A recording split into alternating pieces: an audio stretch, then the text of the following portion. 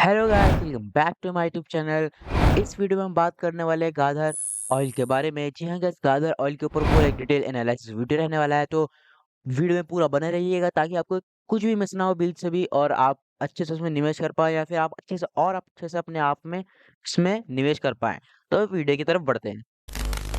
ठीक है, अभी आप इसको चार्ट पैटर्न में देख सकते हैं। आज ये फ्राइडे के दिन, अभी तो खैर मार्केट बंद है, तो फ्राइडे के दिन 0.11% की बढ़त थी और ज़्यादा कुछ खास नहीं था। मार्केट ऊपर गया, वॉलेटिलिटी आई, शुरू में तेज़ी दिखी थी यहाँ पे करीब के करीब कितना दो वो ₹222.25 के ऊपर गया था। फिर वहाँ से एकदम बिकवाली देखने को मिली आपको।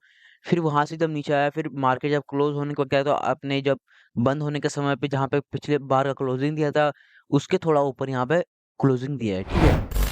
तो आइए चलते हैं फिर कल का क्या हाल था पूरा उससे जान लेते हैं, ठीक है? सबसे पहले मैं प्रीवियस क्लोज़ बताता हूँ।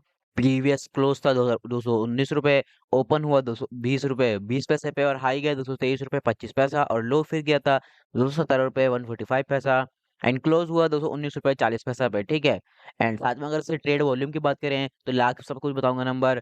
तो ये था 1.81 लाख, और ट्रेड वैल्यू की बात करें तो 3.98 करोड़ का ट्रेड वैल्यू हुआ था इसमें। और साथ ही में अगर टोटल मार्केट कैप की बात करूँ तो 2000 वो 2146.77 करोड़ का यहाँ पे मार्केट कैप हुआ था। और साथ में फ्री फ्लोटिंग मार्केट कैप कितना का हुआ था, 5580.16 पैसा का, 16 करोड़ रुपीस का यहाँ पे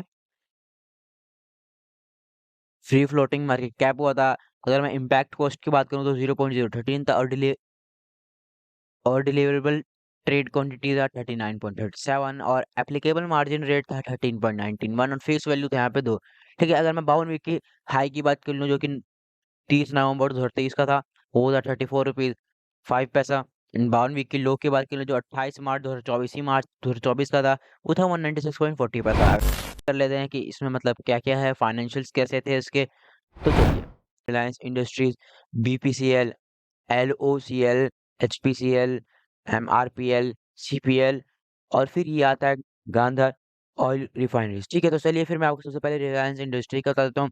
उसका मार्केट कैप है 2814 करोड़, और पी वैल्यू है यहाँ पे 27.35 पैसा, जो कि बहुत ज़्यादा है इसके प्राइस से, ठीक है?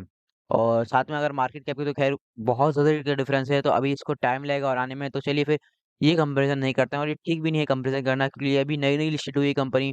अगर मैं इसकी प्रोज़ और कॉन्स की बात करूँ तो बस प्रोज़ यही है कि कंपनी रिटर्न दे जा रही है, ठीक है? रिटर्न 3 साल से 28% का आरओई दी है इसने।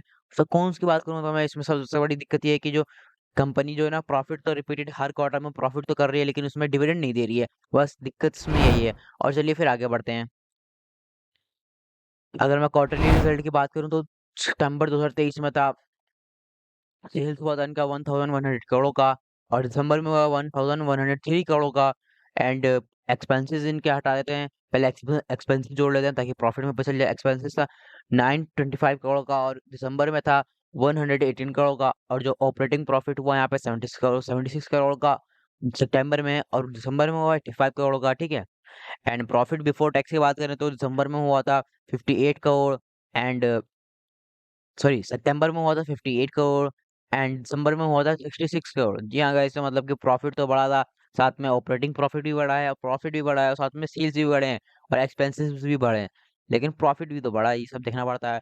नेट प्रॉफिट की बात कर लें तो सितंबर में था 48, एंड फिर ये आ गया हमारा दिसंबर में 51 करोड़। सब सभी नंबर करोड़ों में बात हो रही है, ठीक है? ठीक है, अब आखिरी आखिरी मुद्दे की तरफ बढ़ते हैं, शेयर होल्डिंग पैटर्न की तरफ से, कि प्रमोटर के पास कितना है भाई। कभी मतलब कंपनी खराब तो नहीं है, मतलब कंपनी चुरा के भाग तो नहीं रही, क्योंकि जब भी प्रमोटर के पास कम होते हैं तो उसके बाद हाई चांसेस होते हैं कि वो कंपनी ज़्यादा अच्छी ना हो, ठीक है? तो इसमें ऐसा नहीं है, प्रमोटर के पास 64.63% का स्टेक रखा हुआ है, और एफआईएस की बात करें तो 0.53% का, डीआईएस की बात करें तो 3.47% का भी स्टेक रखा हुआ है, और अगर पब्लिक की बात करूँ तो मैं 31.37% का स्टेक रखा हुआ है। तो कंपनी अभी फिलहाल में तो बहुत अच्छा कर भी रही है, और अच्छी कंपनी भी है, और साथ में इसका रिटर्न्स भी बहुत अच्छे हैं। तो आप इसके ऊपर और अच्छे से अगर एनालाइज़ करें, अगर आप निवेश निवेश करना है तो और अच्छे से इसमें एनालाइज़ कर लीजिए कि इसमें फॉल्स क्या है और बैक्स क्या है।